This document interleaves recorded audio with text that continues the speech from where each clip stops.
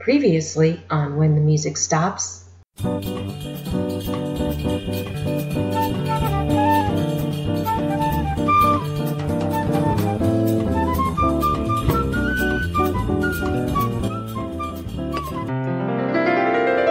Thanks.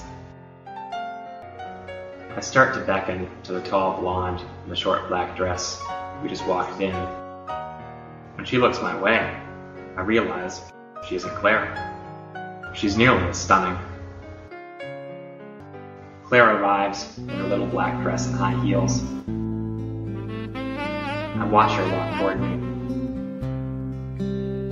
A theme song playing in my head.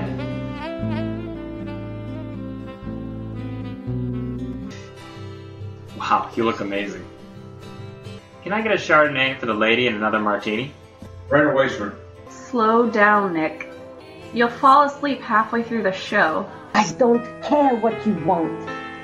I follow Claire's gaze toward her almost doppelganger and the tall, lanky guy sitting 5 tables away. Calm down, Jeanette. Don't tell me to calm down, you son of a... Genug.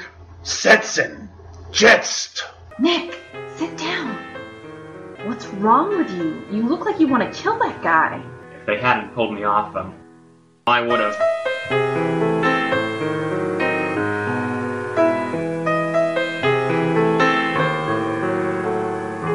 And now, stay tuned for When the Music Stops. It's not the real world, it's just a fantasy. But don't put fantasy bubbles pop. Leave you looking for that one someday. Then one someday, the music stops.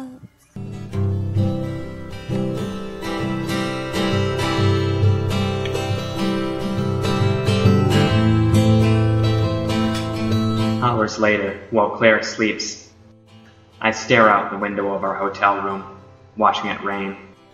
Again. Rainy days in Florida calm me. Rainy days in Manhattan, not so much. I'm restless.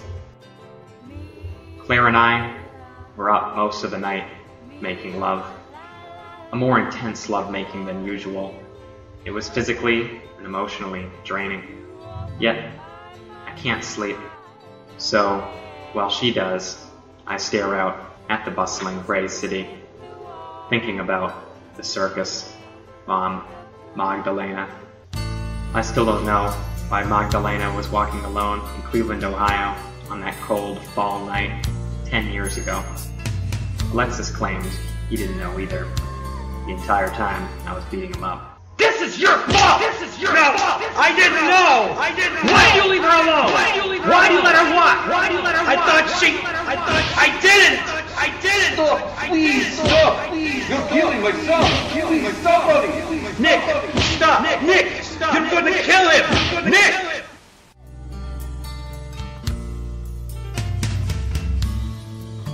Over the years, the pain of losing Magdalena and my mother has dulled some. But the guilt over not being there for them when they needed me most continues to haunt me. The fact that I've spent a year in a relationship with Claire and never told her any of this suddenly seems strange to me. I've told her a lot about my college and law school years and bits and pieces of my childhood and family, but not so much about my circus past. I haven't deliberately tried to keep things from her, but by the time she and I started dating, my circus life seemed like another lifetime. One that never seems to fit into our regular discussions.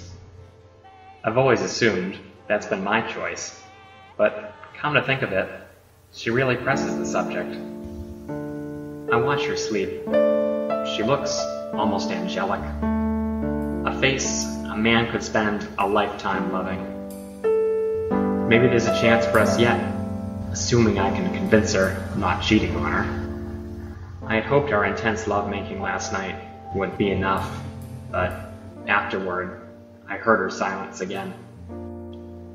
I think about how much fun we used to have. We did used to have fun, didn't we? I glanced at the newspaper on the table.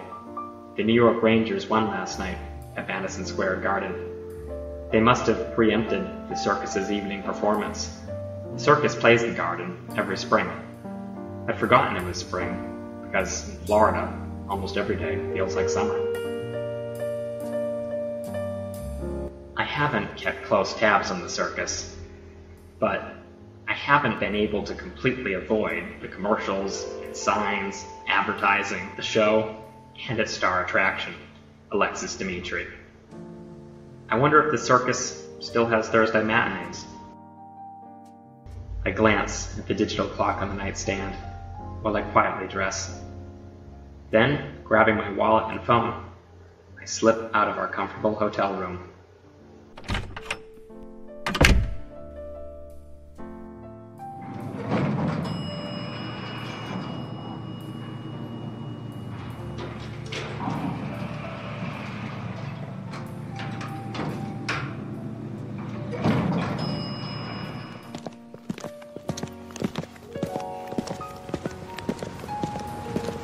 Out onto the bustling streets of New York City.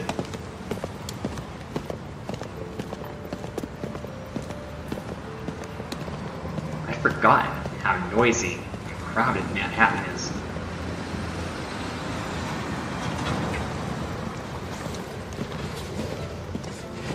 The sidewalks are already swarming with men and women in business suits and trench coats, sipping lattes, cell phones attached to their ears.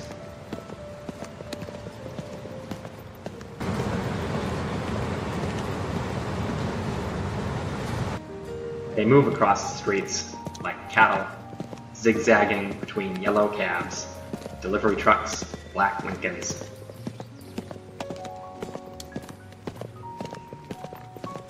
I fall into step with the herd in my brisk walk down Broadway in the drizzling rain. I'll pick up some breakfast and a bouquet of flowers, maybe some jewelry, and Claire and I will talk. About my past, about our future. As I approach the corner of 32nd Street and 8th Avenue, the rain starts to come down harder.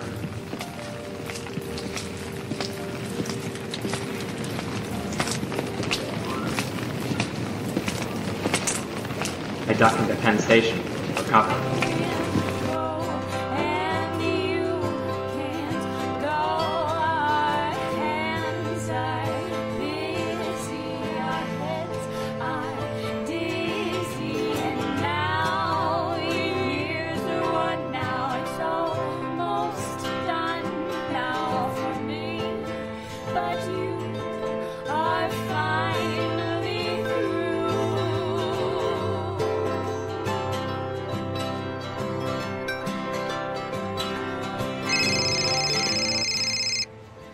Hey. Nick, where are you? I couldn't sleep, so I went for a walk. I didn't want to wake you. Well, where are you? I'm just a couple of blocks away. A lie. I'll be there in a few minutes.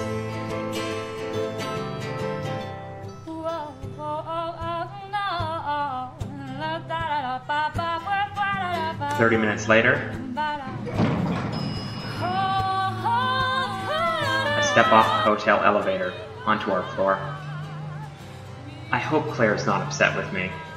I'm not in the mood to fight. I'm in the mood to talk.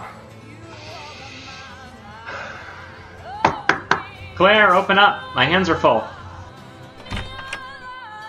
Claire opens the door, wearing a robe, patting her damp hair with a towel. I hand her the flowers, kiss her deeply. Wow, Manhattan is having a wonderful effect on you. Great, she has just given me the opening I need. Claire! My hero! She's not talking about the kiss anymore, or the effect Manhattan's allegedly having on me. She's talking about the Starbucks in my hand. She takes a cup out of the cardboard tray, without asking which is hers. We both drink our coffee, the same way, bold, with just a hint of half and half. We sit at the table. Bagel? Sesame with lox and cream cheese. She makes a face. No, just coffee's fine. It doesn't surprise me. The only time I've seen Claire eat breakfast is when it's brunch. I bite into my bagel. I'm not sure how long it's been since I ate a bagel this good. I realized, after several seconds of my orgasmic-like moaning, that Claire is staring at me.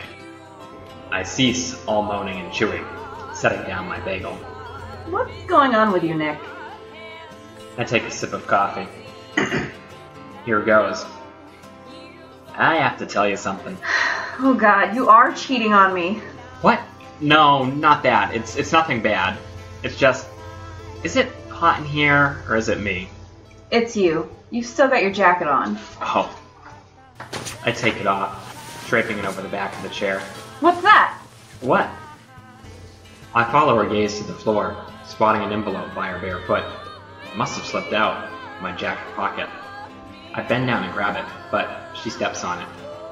Claire. You didn't get tickets to Hamilton, did you? No, Jersey Boys?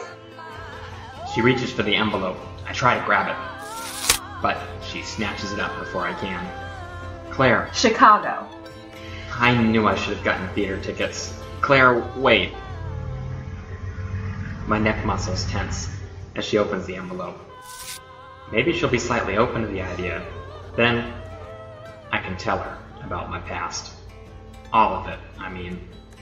And we can continue to move forward together.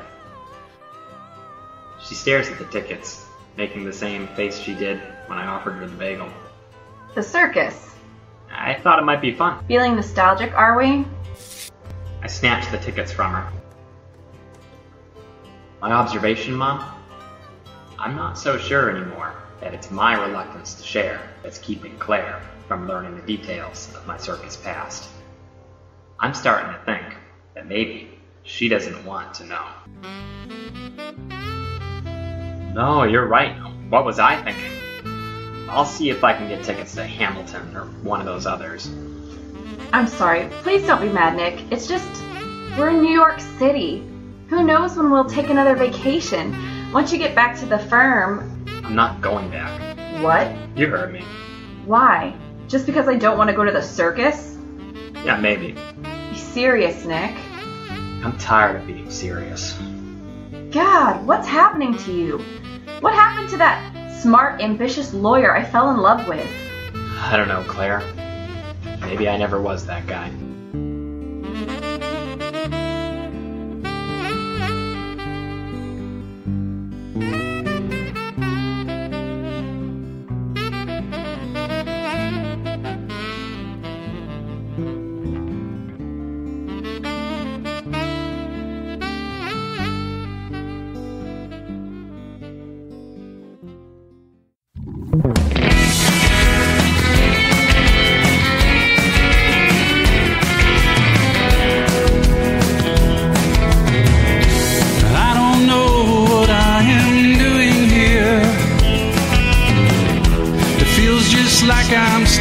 Second gear. I'm so sad, but I can't shed a tear for you. It cracks me up to hear you saying I'm here for you. I don't know why I'm here. I might just disappear. Early Monday morning. I'm driving south on I-75 on my way to Venice. How drastically my life has changed in this past week. Claire and I never did make it to the circus or to the theater, nor did I spill my guts to her about my past. We were too busy arguing about our future. I might just disappear.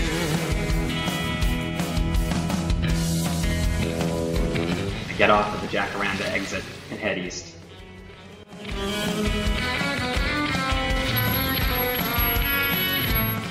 Minutes later, I pull into the gravel driveway, my dad's 2-acre lot.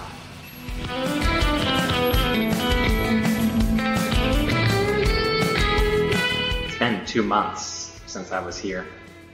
Last visit, I promised myself the next time would be with Claire to announce our engagement, but that never happened, and now never will.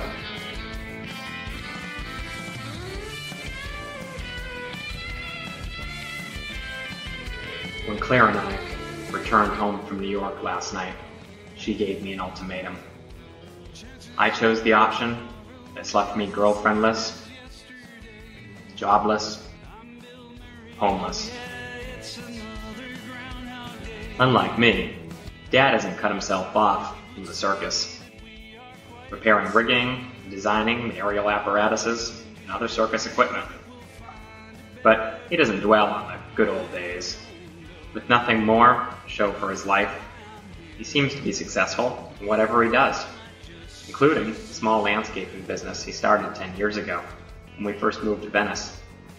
The business has grown significantly over the years, keeping the Polish community, particularly former circus ones, employed. I drive around to the back of the house in my Mustang Dad got for a sawing last year at a dealer's auction. Yet another one of his talents. The last time Dad and I spoke on the phone was 2 days before my trip to New York. I called with the intention of telling him I'd quit the firm, but I never got around to actually saying it.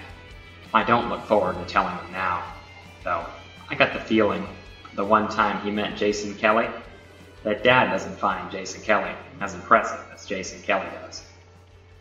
Dad's never said anything derogatory about him, but my father's silence has always been a compelling indication of his feelings.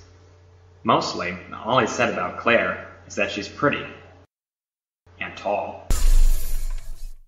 I cut the engine, glanced at the dashboard clock. 6 a.m. Dad's probably still asleep. Damn, I forgot my house keys. I'm staring at a mini circus in the backyard. Business must be booming. A circular aerial apparatus designed for a single trapeze act lies on its side on the ground.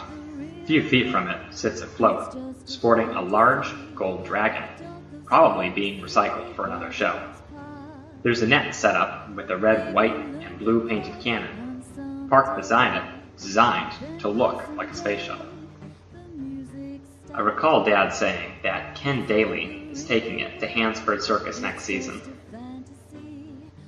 A white 31-foot coachman leprechaun sits parked at the back of the lot between the lemon and tangerine trees. Leo lives there. Of course, Dad's circus backyard wouldn't be complete without a wheel of death. I wonder whose wheel he's preparing this time. I've caught him a couple of times walking on it, and made the mistake of reminding him he's 50. He challenged me to a handstand contest, which he won. I guess I can't blame him for still wanting to walk the wheel. It's the one thing circus I haven't been able to disconnect myself from completely.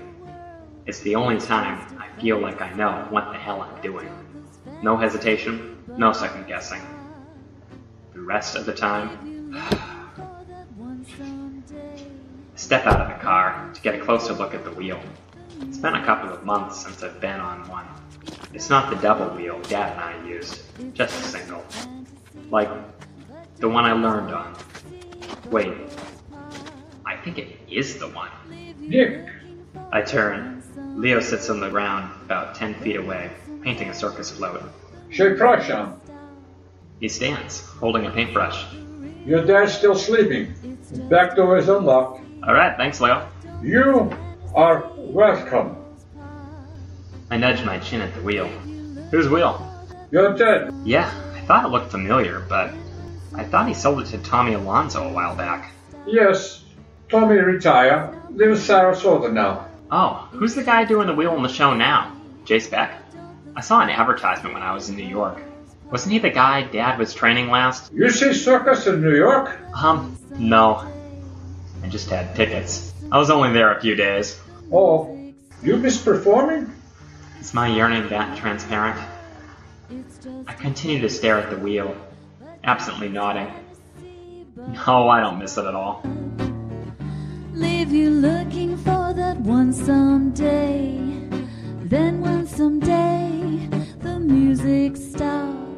This episode featured music by Mallory Moyer, John Patek, and Bill Vintage, starring the voices of Joe Rollo, Charlie Katsoptis, and Bethany Brandt. Theme song, The Music Stops, performed by Bree Hayes and Joelle Davis, and by FM2. Fantasy bubbles pop, leave you looking for that one someday.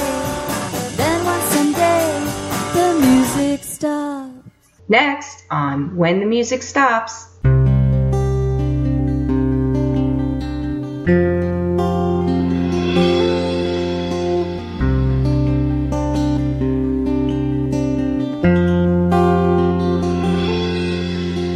What you doing here?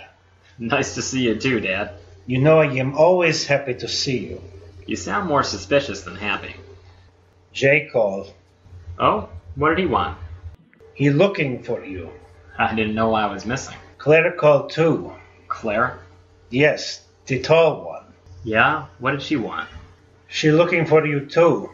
She say something about you having breakdown. I'm not having a breakdown. I am glad. I'm glad you're glad. So why you leave your job then? Dad, why do you have Jay's uncle's business card? Jay must give me less time I see him. Which was when exactly? So what's going on with you and Claire? She mentioned something about you getting engaged. When this happened? It's complicated. It's not complicated. Either you engage or not. Not. We broke up last night. Did she leave that part out? No.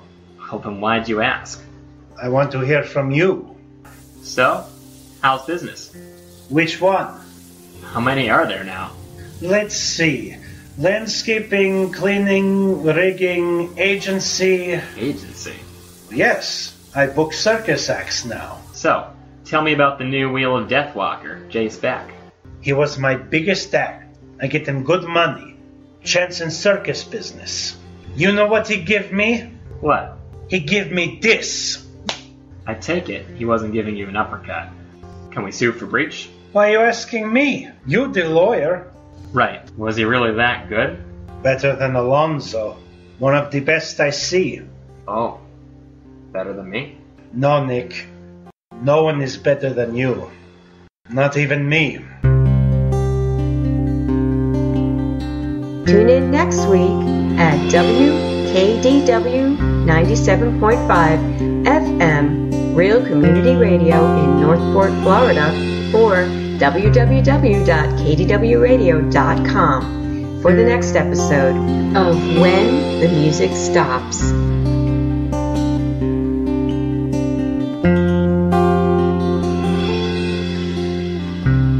Circles are running through my mind, winding slowly down.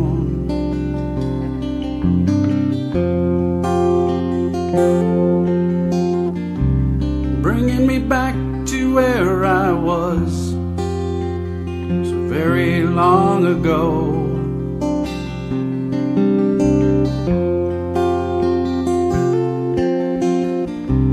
Trying so hard to get out, but I'm still here.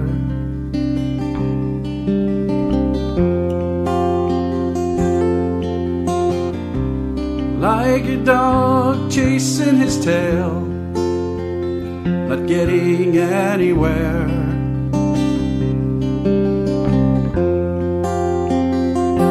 I'm going round and round and round and round in a circles where I'm found. My life seems so prearranged,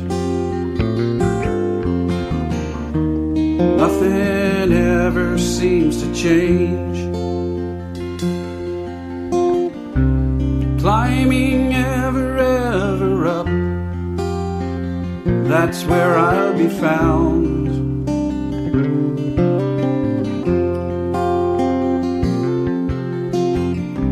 They say that what goes up it must come down.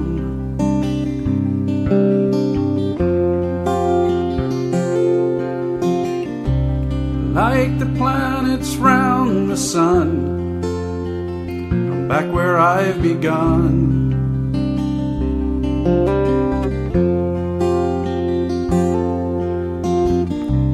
Ashes to ashes, dust to dust, I've nowhere left to run.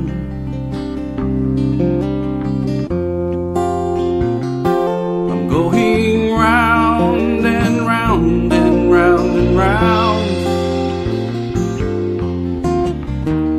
in a circle's where I'm found. My life seems so prearranged,